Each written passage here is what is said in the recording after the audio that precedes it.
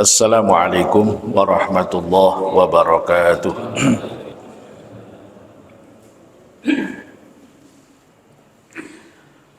Bismillahirrahmanirrahim. Alhamdulillahirabbil alamin. Wassalatu wassalamu ala sayyidil mursalin. Sayyidina Muhammadin wa ala alihi wa sahbihi ajma'in. Rabbi shrah li sadri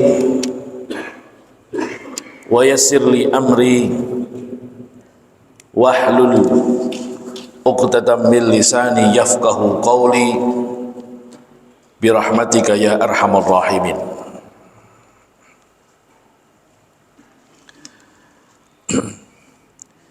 Hadirin Bapak Ibu jamaah rahimakumullah. Pertama-tama marilah kita panjatkan puji syukur kita kepada Allah Subhanahu wa taala. Alhamdulillah, pada subuh kali ini kita diberikan nikmat hidayah oleh Allah Subhanahu wa taala sehingga kita mampu melangkahkan kaki kita untuk hadir di masjid.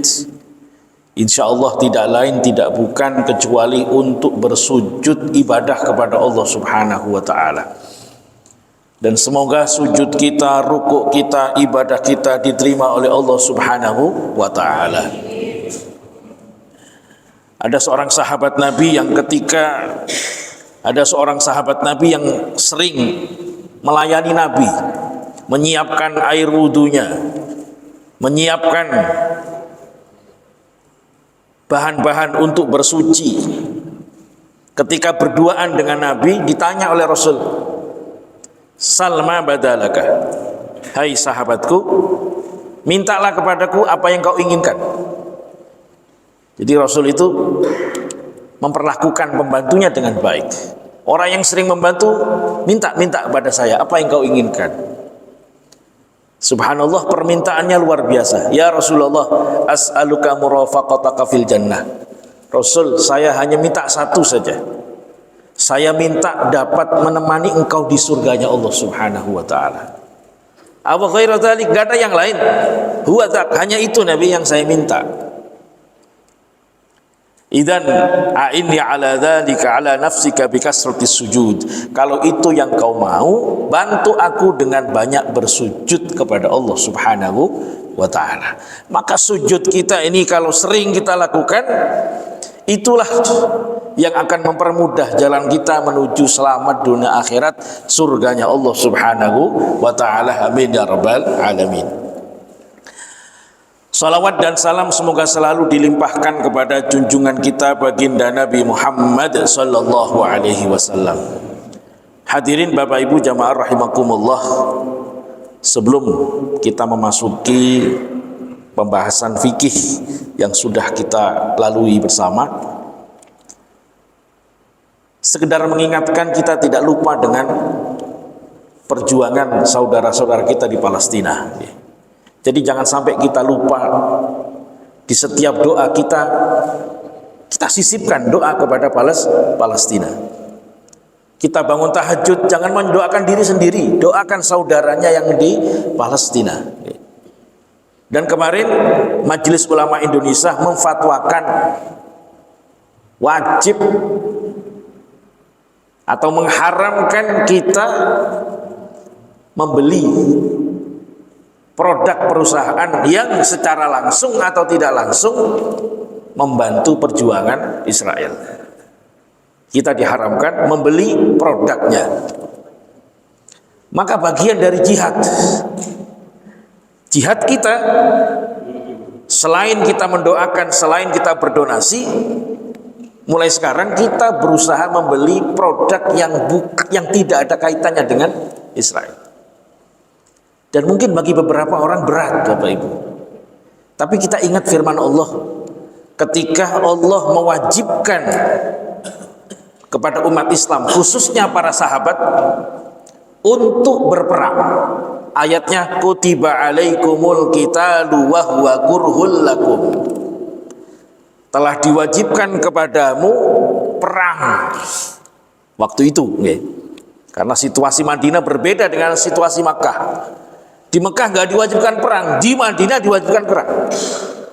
Kutiba alaikumul qitalu wa huwa kurhul lakum. Diwajibkan atasmu berperang. Wa huwa kurhul lakum, itu adalah perkara yang tidak kamu sukai, kata Allah. Allah faham kamu tidak suka itu. Wa asa an takrahu syai'an wa huwa khairun lakum. Boleh jadi kamu benci dengan sesuatu, tapi sesuatu tersebut baik untuk dirimu. Wa asa an tuhibbu syai'an fa huwa syarrul lakum. Boleh jadi kamu menyukai sesuatu, tetapi sesungguhnya sesuatu itu berbahaya untuk dirimu. Nah, itu sama. Pasti tidak kita sukai. Kita biasanya beli produk A, B, C, D. Sekarang nggak mau beli itu. Mohon maaf, biasanya odolnya Pepsodent, ganti Ciptaden. Kan berubah. Biasanya kecapnya mereknya A, sekarang ganti kecap merek B. Kurhun lakum. Sama saja. Kemudian hadirin rahimakumullah, di dalam Al-Quran di surat At-Taubah ayat 24, Allah menyindir kita umat Islam ini. Qul in kana aba'ukum, katakan wahai Rasulullah, katakan Muhammad kepada umatmu, in kana aba'ukum, jika orang tuamu, wa abna'ukum, dan anak-anakmu, wa ikhwanukum, dan saudara-saudaramu, wa azwajukum, dan istri-istrimu, wa ashiratukum, dan keluarga besarmu, wa amwalun iktaraftumuha, dan harta yang kamu peroleh, wa tijaratun takhshawna kasadaha, dan bisnis yang kamu takut rugi, wa masakinu tardawnaha, dan tempat tinggal yang nyaman bagimu, ahabba ilaikum, lebih kamu cintai, minallah, daripada mencintai Allah, wa rasulihi, dan mencintai rasulnya, wa jihadin fi sabili, dan berjuang di jalannya. Jika kamu lebih mencintai yang tersebut di atas daripada Allah, daripada Rasulullah, daripada jihad fi sabilillah, kata Allah, fatarabbasu, tunggu, hatta ya'tiyallahu bi amri, sehingga Allah menurunkan keputusannya. Tunggu. Kalau kamu mencintai hartamu, mencintai orang tuamu, mencintai anakmu, daganganmu, bisnismu, melebihi cintamu pada Allah, pada Rasul, pada jihad, tunggu, kata Allah, tunggu tanggal mainnya. Nah, okay. Jadi itu kita di warning oleh Allah Subhanahu wa ta'ala. Sayyidina Abu Bakar mengatakan, la yada'u qaumun al-jihad illa adallahumullah. Ketika satu kaum itu meninggalkan berjuang, tidak mau berjuang karena pertimbangan macam-macam, tidak mau berjuang, maka kaum itu akan dihinakan oleh Allah Subhanahu wa taala. Nauzubillahi min dzalik. Semoga saudara kita di Palestina diberikan kesabaran oleh Allah Subhanahu wa taala, dan semoga Allah menyelamatkan mereka, menyelamatkan Masjidil Aqsa. Masjid Aqsa itu masjid kita, Pak. Bukan masjidnya orang Palestina saja, masjidnya umat Islam sedunia. Di sanalah pertama kali Rasulullah sholat berjamaah dengan seluruh para nabi. Di sanalah Rasulullah Isra dan Mi'raj. Di sanalah kiblat pertama umat Islam. Kita sekarang sholat menghadap Masjidil Haram itu yang kedua. Itu kiblat yang kedua. Kiblat pertama bagi umat Islam adalah ketika turun ayat perintah sholat, kiblatnya Allah perintahkan menghadap ke Masjidil Aqsa. Itu kiblat kita. Maka kewajiban umat Islam sedunia, bagaimana caranya agar bisa menyelamatkan Masjidil Aqsa. Amin ya rabbal alamin. Hadirin rahimakumullah, itu muqaddimah saja, nggih. Kita melanjutkan tentang pernikahan. Bapak Ibu rahimakumullah, di dalam akad nikah yang sudah kita ketahui, sebelum akad nikah dilaksanakan ada hal-hal yang disunahkan. Yang pertama adalah al-khutbah qabla aqdiz zawaj. Ada khutbah nikah. Ini hukumnya sunnah, tidak wajib. Nah, biasanya yang baik itu membaca khutbah yang sudah diriwayatkan. Nah, yaitu diantaranya adalah innal hamdalillah nahmaduhu wa nasta'inu wa nastaghfiru wa na'udzu bihi dan seterusnya yang biasa dibaca oleh para ustadz ataupun Pak KUA itu disunahkan. Kemudian setelah zawaj, setelah akad nikah disunahkan mendoakan dua pasangan. Doa yang diriwayatkan dari Rasulullah, barakallahu laka wa baraka alaika wa jama'a bainahuma fi khair. Itu doa warisan Rasulullah. Barakallahu laka wa baraka alaika wa jama'a bainakuma fil khair. Nah, kemudian disunahkan i'lanu aqdiz zawaj, mengumumkan akad nikah. Makruh akad nikah diam-diam, diumumkan, semua tahu ada akad nikah. Aisyah istri Rasulullah meriwayatkan bahwa Rasulullah bersabda, a'linu hadan nikah, iklankan. Mungkin bahasa kita lebih keren lagi, viralkan akad nikah. Wadribu alaihi bil hirbal, pukullah rebananya. Nah, jadi zaman Nabi kalau rebana udah dipukul kenceng-kenceng, itu ada akad nikah. Karena disunahkan akad nikah tidak diam-diam tapi terang-terangan. Nah, berikutnya diantara yang disunahkan adalah walimah. Walimah, kita bikin walimah, ngundang para sahabat kita, tetangga kita untuk menikmati hidangan yang sudah kita siapkan. Dan para ulama mengatakan hukmu ijabati da'wati ilal walimatil urs fardu ainin, hukum menghadiri undangan walimah nikah itu sebenarnya adalah fardu ain, wajib hadir. Ayo Pak, wajib hadir. Kita sering gak hadir ya. Itu rata-rata begitu. Ulama mengatakan kalau diundang nikah hadir. Nah, kecuali jika walimahnya itu mengandung unsur-unsur yang yang dilarang oleh Allah, maka menjadi tidak wajib. Atau mungkin kita ada uzur ya. Apalagi bulan-bulan begini itu satu hari bisa 6 undangan kita terima ya. Silakan disiapkan amplopnya 6 ya. Nah, gak penting amplopnya, yang penting hadirnya. Nah, kita bicara hukum fikih, amplopnya gak penting, kita hadirnya itu sebenarnya hukumnya adalah wajib ya. Nah, hadirin rahimakumullah.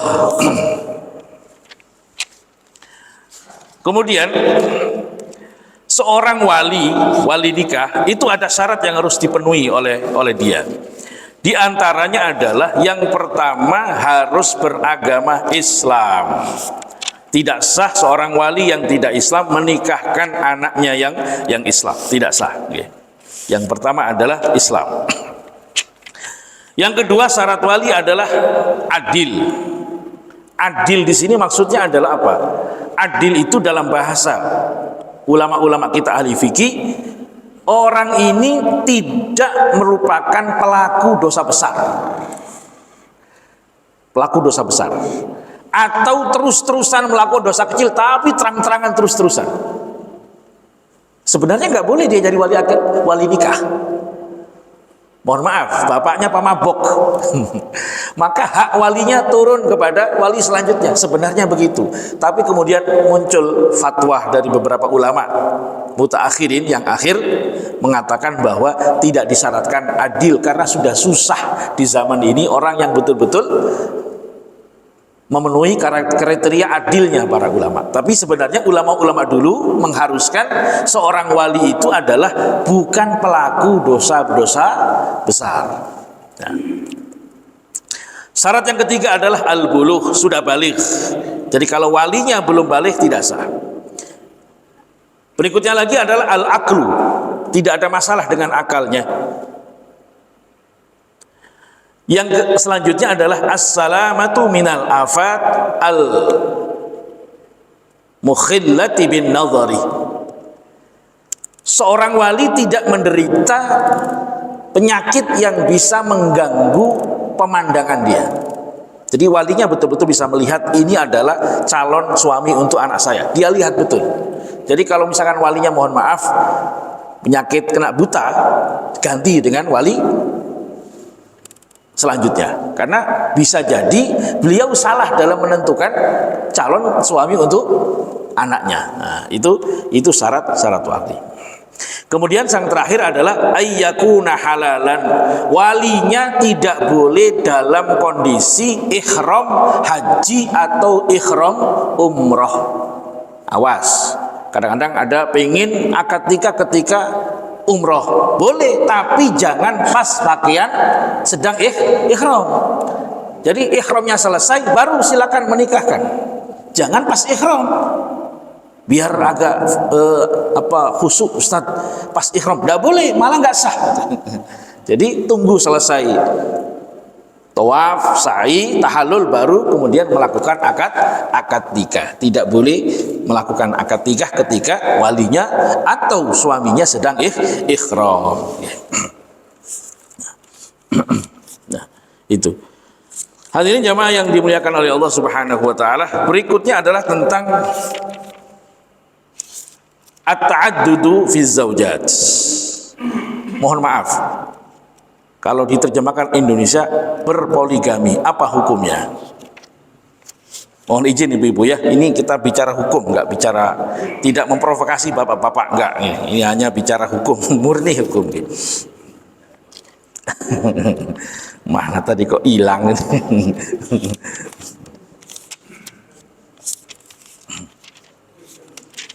Takut salah, saya harus baca bukunya. Ta'addudu zaujat mubahun fi aslihi. Aslinya, pada dasarnya hukum berpoligami itu boleh, bukan sunnah, boleh. Awas, ini kadang-kadang berlebihan sampai mensunahkan. Ntar dulu, hukum aslinya adalah halal. Halal kan nggak harus diambil Pak, namanya juga halal. Dangder itu halal kan, nggak harus kita makan dangder, tapi hukumnya halal. Tapi, nah, hukum halal ini bisa berubah menjadi sunnah, bisa berubah menjadi makruh, bisa berubah menjadi haram. Menurut ketentuan berikut ini. Yang pertama, fa idza kana ar-rajulu bihajatin li zaujatin ukhra ka'an kana la tu'iffuhu zaujatun wahidah aw kana zaujatuhu al-ula maridah aw aqimah wa huwa yarghabu bil waladi wa ghalaba ala dhannihi annahu yaqdiru 'ala al-'adli bainahuma kana hadha ta'addudu manduban.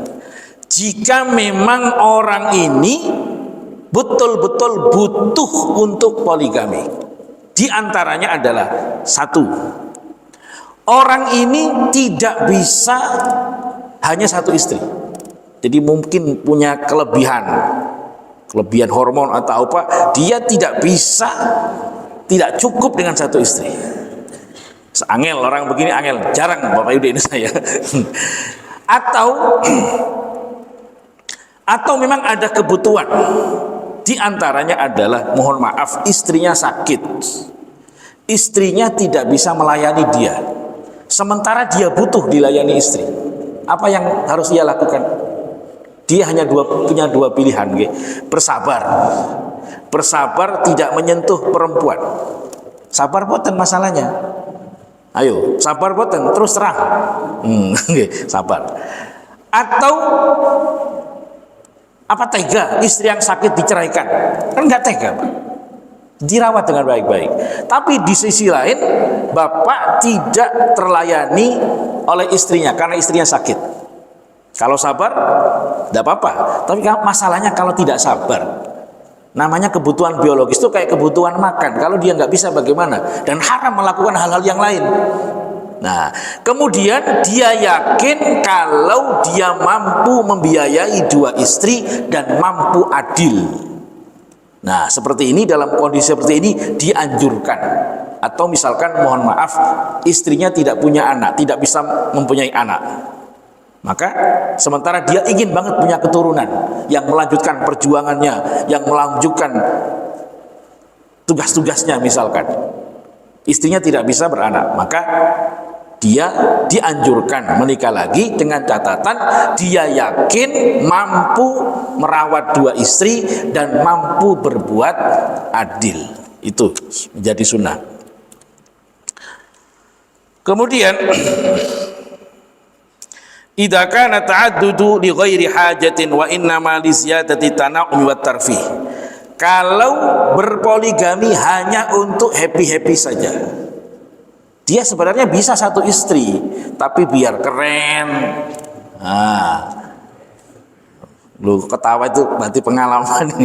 Biar keren, biar lah tambah senengan doang. Nggih, senengan doang. Nggih.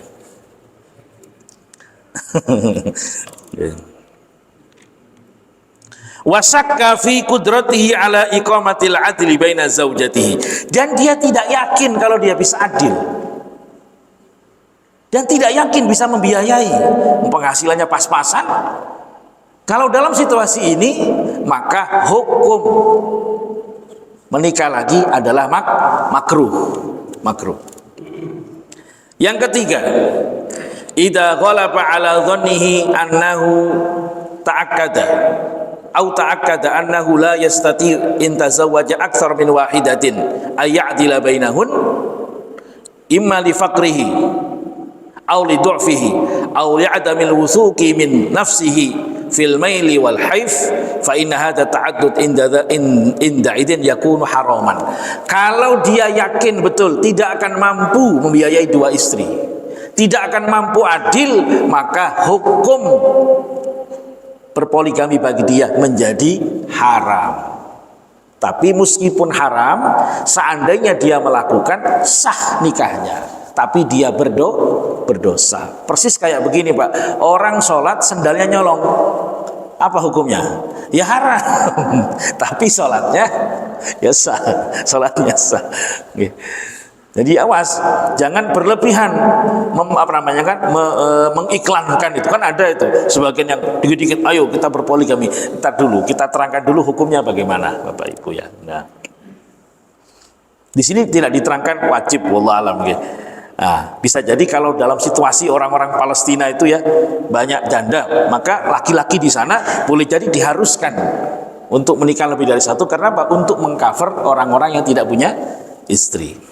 Di Indonesia masih stabil Bapak Ibu ya, masih stabil di Indonesia. Nah, hadirin jamaah rahimakumullah. Kemudian kita membahas tentang perceraian. Perceraian dalam fikih disebut talak. Talak nggih, ya. Talak itu dibagi berbagai macam nggih. Kalau kita lihat dari kata-kata yang diucapkan, redaksi yang dipakai untuk menceraikan istri, maka talak dibagi dua. Yang pertama adalah talak sharih, talak yang sangat jelas gamblang, yaitu talak dengan menggunakan lafaz talak. Saya kamu talak, saya menalak kamu, kamu saya talak, kamu saya cerai. Itu jelas, lugas. Maka dalam kasus seperti ini, jatuhlah cerainya, jatuhlah talaknya, gak butuh niat, bahkan main-main pun jatuh. Istrinya datang, disuruh beli batagor, belinya siomay. Loh, kok salah belinya? Cerai kamu, jatuh cerai Pak. Hati-hati, jangan main-main menggunakan kata-kata cerai, jatuh. Tapi kalau redaksinya menggunakan kata-kata yang multi makna, maknanya tidak jelas, maka di situ butuh niat. Contoh misalkan, marah kepada istrinya, pergi kamu ke rumah ayahmu sana, pergi. Itu kan gak jelas, mau menceraikan atau mengusir. Tapi kalau terbesit niat menceraikan istrinya, jatuh cerai. Kalau ada niat menceraikan istrinya, jatuh cerai. Maka ibu konfirmasi kepada suaminya, maksudnya apa itu Pak? Ya sana balik, udah selesai. Nah, cerai itu. Karena ada niat menceraikan. Saya ulangi lagi, kalau redaksi yang digunakan itu sharih, jelas, gamblang, maka jatuh cerai. Butuh niat, sama sekali gak butuh niat. Niat gak niat, jatuh cerai. Tapi kalau menggunakan redaksi yang multi makna, maka dibutuhkan niat untuk menjatuhkan cerai itu.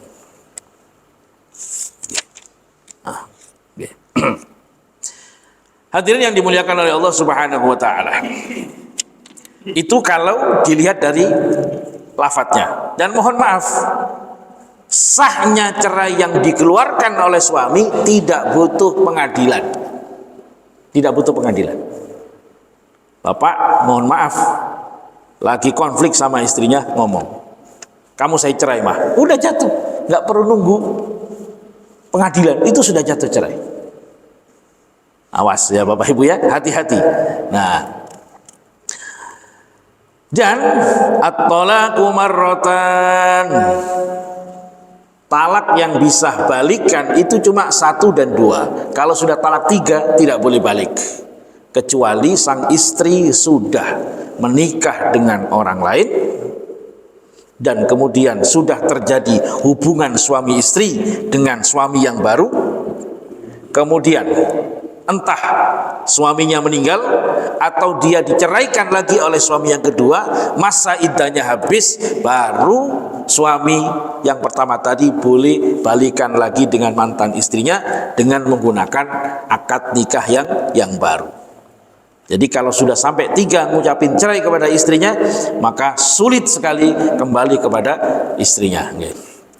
Nah, kemudian hadirin rahimakumullah, ada pembagian talak dilihat dari kapan dia menjatuhkan talak. Yang pertama disebut talak sunnah. Talak sunnah itu bukan berarti talak yang dianjurkan. Talak sunnih di sini maksudnya adalah talak yang waktunya pas ketika menjatuhkan. Kapan itu? Talak yang dijatuhkan kepada seorang istri di saat istrinya sedang suci tidak haid, dan di masa suci tersebut belum dilakukan hubungan suami istri. Ada ibu namanya A, suami namanya B. Ibu ini habis haid suci. Pas suci belum dilakukan hubungan suami istri sama sekali oleh suaminya.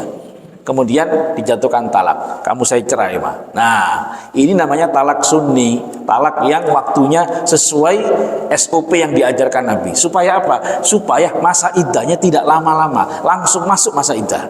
Nah, gitu ya. Yang kedua adalah yang disebut dengan talak bid'ah. Apa talak bid'ah itu? Talak yang waktunya salah, yaitu talak yang dijatuhkan kepada istri di saat istri haid.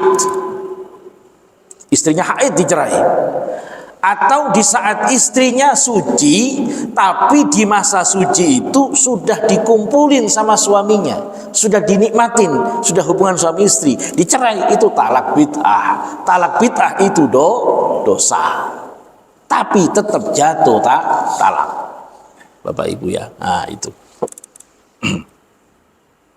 hukumnya haram, tapi tetap jatuh talak. Jadi kalau mau menceraikan istrinya, nauzubillah, kalau tunggu istrinya suci dulu, jangan disentuh ketika suci baru dijatuhkan cerai, sehingga apa? Langsung masuk masa iddah.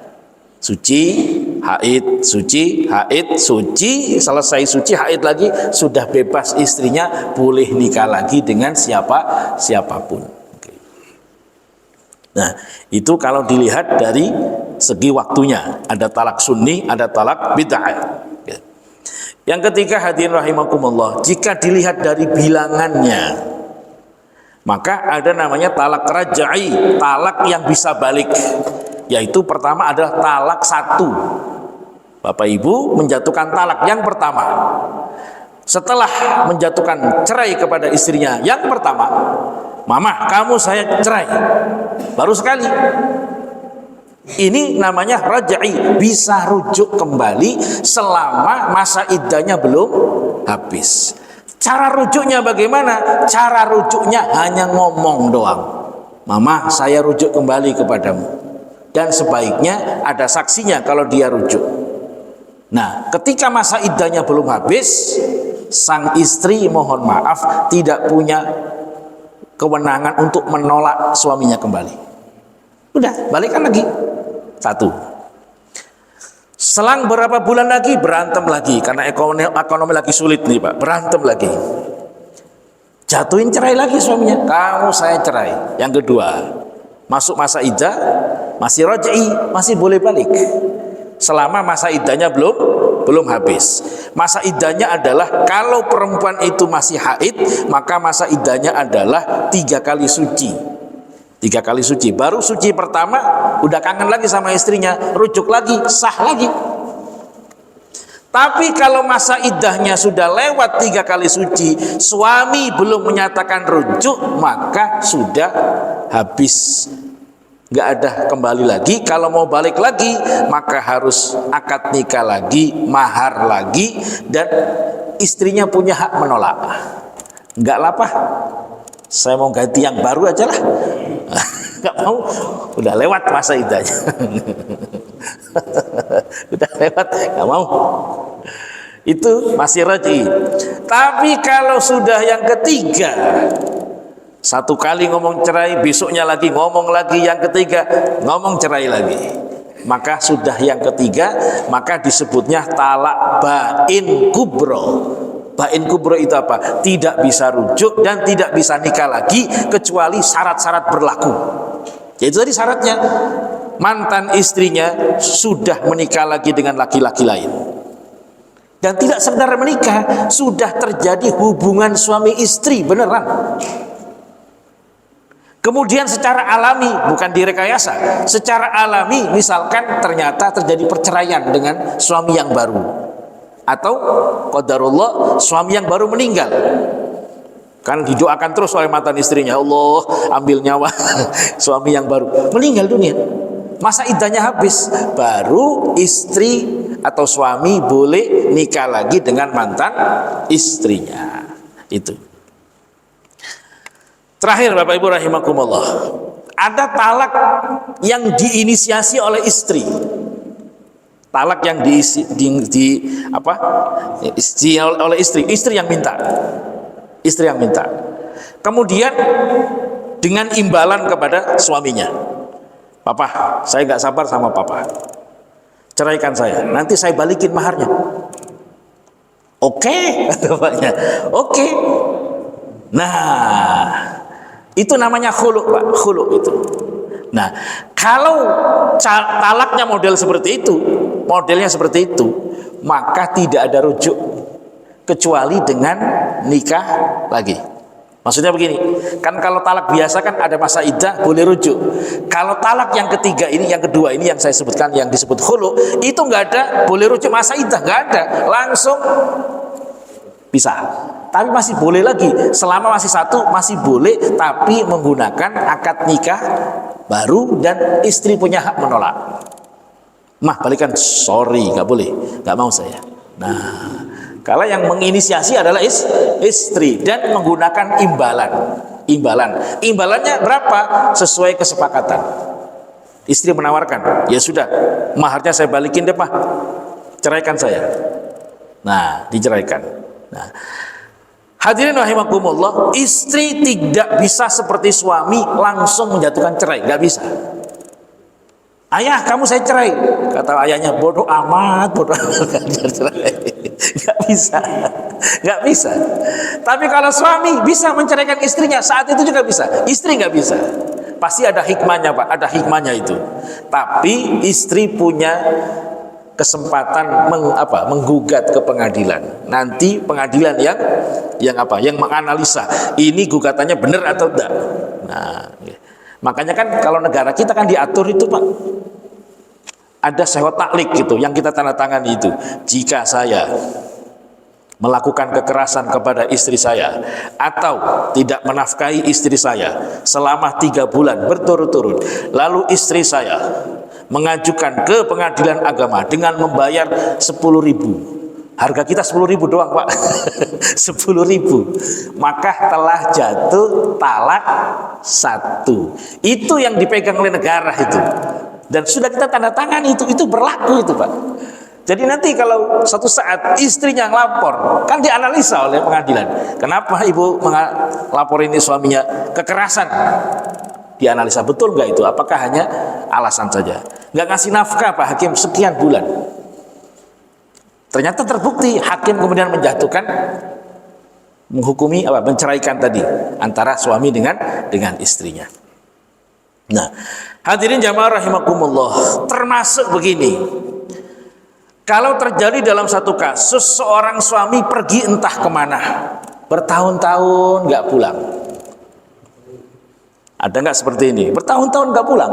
Itu bagaimana? Status suami istri masih berlaku, belum terceraikan. Nggak boleh istri ujuk-ujuk menikah lagi, nggak boleh. Bagaimana caranya supaya bisa nikah lagi?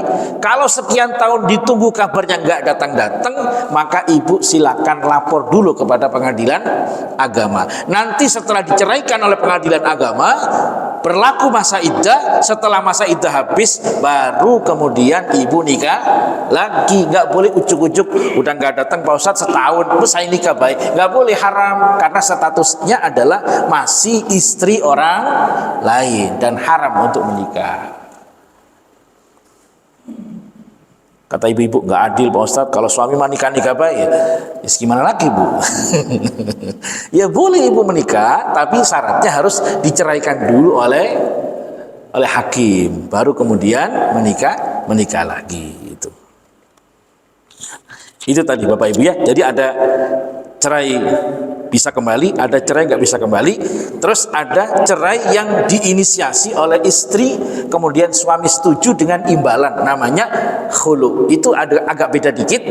Kalau cerai normal, satu, dia masih ada rujuk dalam masa iddah, tapi kalau khulu tidak bisa rujuk, meskipun hanya sekali, tapi harus nikah lagi, akad nikah lagi, mahar lagi. Dan istri punya hak untuk menolak meskipun belum habis masa iddah. Dan perempuan yang masih masa iddah haram hukumnya menikah dan tidak sah. Masa iddahnya belum habis, menikah haram. Masa iddah ada dua, ada iddah namanya iddah wafat. Iddah wafat, suaminya meninggal. Itu masa iddahnya adalah kalau dia tidak hamil, maka masa iddahnya adalah seperti yang dinyatakan oleh Al-Quran, arba'ata ashhurin wa asyara. 4 bulan 10 hari baru dia boleh menikah. 4 bulan 10 hari itu berapa hari Pak? Setelah 100 hari, 120, 100 berapa? 130 baru boleh menikah lagi. Kalau suaminya meninggal. Suaminya meninggal. Tapi kalau istri yang ditinggal meninggal oleh suaminya itu sedang hamil, maka cukup menunggu anaknya lahir baru dia bisa menikah. Begitu juga kalau iddah cerai, kalau dia tidak hamil dan dia masih haid, maka masa iddahnya adalah 3 kali suci. Tapi kalau dia hamil, maka masa iddahnya adalah sampai bayinya lahir. Kalau dia tidak hamil dan tidak haid, sudah itu istilah kesehatannya Pak? Menopause ya, sudah menopause. Maka masa iddahnya adalah 3 bulan. 3 bulan, bulan Hijriah, bukan bulan Masehi. Bulan Hijriah baru masa iddahnya habis dan bisa menikah lagi. Suami tidak ada masa iddah. Suami nggak ada masa iddah. Dulu pernah diusulkan oleh pengamat wallahu a'lam, itu mau merusak syariat Islam, mau diperlakukan masa iddah untuk suami. Alhamdulillah tidak laku di DPR, nggak laku. Coba kalau diperlakukan, itu menantang hukum Allah. Itu masa iddah laki-laki sekian bulan, nggak ada. Tapi kan ada namanya akhlak Pak ya, ada namanya akhlak, ada namanya budi pekerti. Masa iya istri baru meninggal 7 hari kemudian nikah lagi, kan nggak pantes ya. Ada akhlak ya. Nah, ya ditunggulah berapa hari Pak, kira-kira kuatnya berapa hari? Nah. Tapi yang jelas suami tidak pakai masa iddah. Kalau perempuan ada masa iddah, dan itu perintah Allah, perintah agama, perintah Rasulullah Shallallahu Alaihi Wasallam. Hikmahnya tentunya ada, secara medis, secara apa pasti ada. Allah tidak mungkin memerintahkan satu perkara kecuali perkara itu sangat bermanfaat untuk kita semua, dan tidak mengharamkan sesuatu kecuali sesuatu itu sangat bahaya bagi kehidupan kita dunia akhirat. Okay. Mungkin itu dulu Bapak Ibu, barangkali ada tambahan atau pertanyaan kami persilakan.